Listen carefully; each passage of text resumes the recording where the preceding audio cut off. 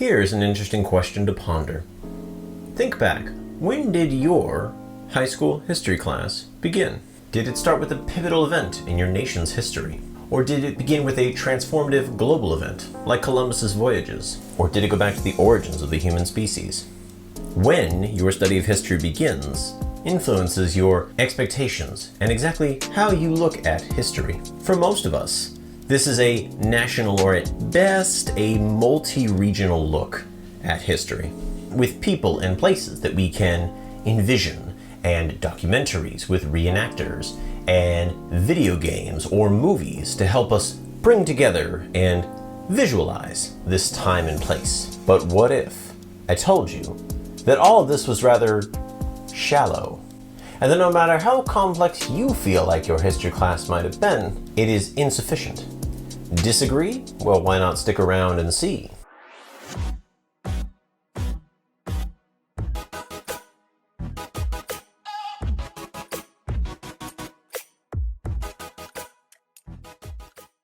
Hi there. My name is Mr. Little. I hope that you and your loved ones continue to be safe during this time of COVID-19. Back to the original question. When should the study of history begin? What event is universal? What moment in time is recognizable to all peoples to serve as a starting point for an examination of the past? It's a hard question. Now, I've taught advanced placement world history for a number of years now, and prior to the course's reorganization several years ago, it was arguably the most comprehensive world history course available in public schools in the United States, beginning with human migrations across the globe and the advent of farming. But even this course only covers about 10,000 years at most of human history, and the reality is most teachers, and myself included in this, really only got to focus on the last 2,000 years in any kind of depth. But if we're going to explore this question of when the study of history should begin, maybe we need to go all the way back. All the way back to the very beginning, all 13.8 billion years ago, to the moment that started it all. I'm referring to, of course, the Big Bang. That idea, going all the way back to the Big Bang, has been promoted by a historian of Russia, Dr. David Christian. Since the late 1980s, Dr. Christian has been promoting his idea of big history. Via his teachings and his courses and publications, such as Maps of Time, published in 2004, Dr. Christian is pushing for the, quote, construction of a more unified vision of history and of knowledge in general. To quote the book, a unified theory of history, if you will, that we as humans should be aware of the history, not just of life on Earth, but that of the entire cosmos, how it happened, and what made it possible. And where is it all going? A modern creation myth for a species ready to take to the stars. Those are his own words, by the way. Of course, attempts at universal histories aren't nothing new. Think about Stephen Hawking's A Brief History of Time. In that book, Dr. Hawking is attempting to explain to a lay audience the course and eventual fate of the entire universe, as well as a short history of physics and how we understand the cosmos around us. It's a good book. You should read it. If we were to take Dr. Christian's Big History course available through the Great Courses program, this is 48 video lectures that cover from the Big Bang through now into the next 100 years. Now, as you can imagine, in order to have such a course, you'd need to consult experts from a number of fields such as astronomy, geography, archaeology, paleontology, and biology, just to name a few. It's truly a grand undertaking. However, I am not a big fan of big history.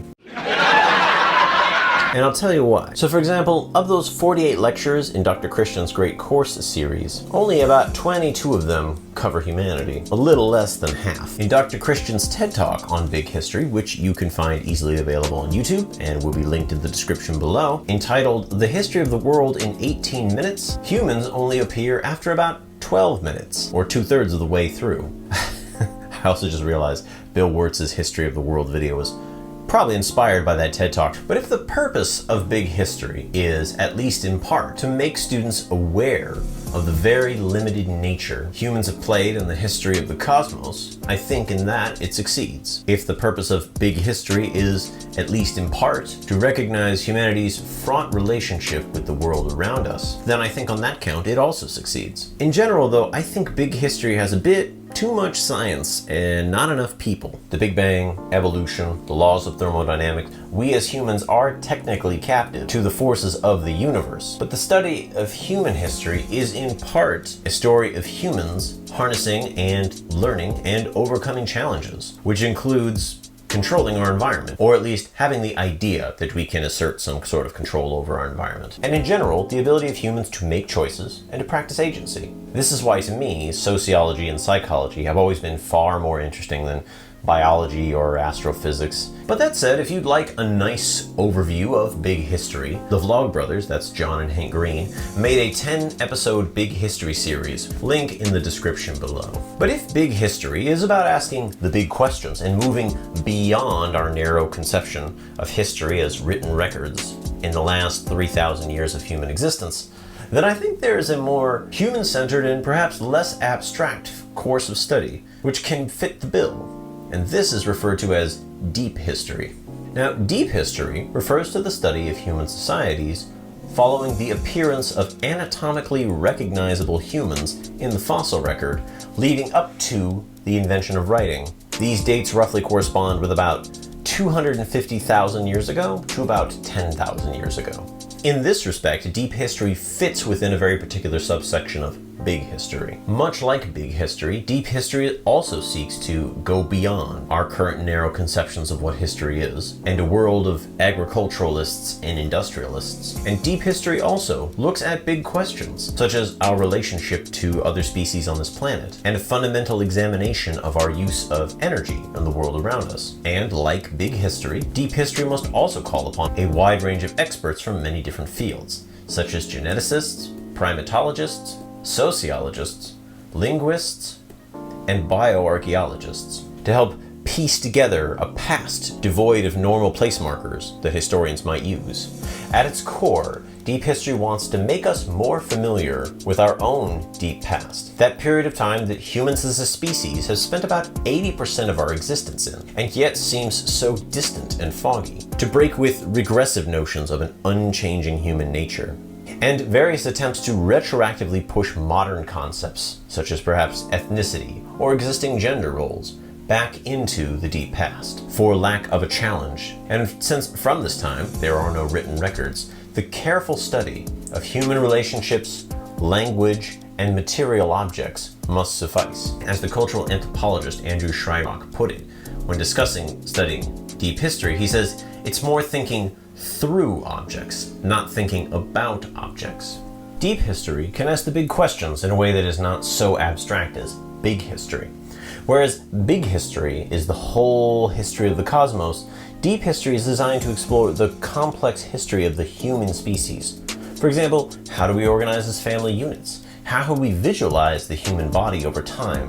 What is the purpose of language? And what do we all share in common, even across many different societies? Perhaps the greatest advocate for deep history is Dr. Daniel Smale, professor of medieval history at Harvard, whose work editing and compiling a collection of essays in Deep History, the Architecture of the Past and the Present, has been perhaps one of the best books I stumbled into during the COVID-19 pandemic. The value of deep history is that it seeks to rectify and shed light on our collective self-assuredness that we know everything we need to know about the deep past. To use the words of the historian Edward H. Carr from the 1960s in his essay The Historian and Their Facts, quote, "One of the fascinations of ancient and medieval history is that it gives us the illusion of having all the facts at our disposal within a manageable compass.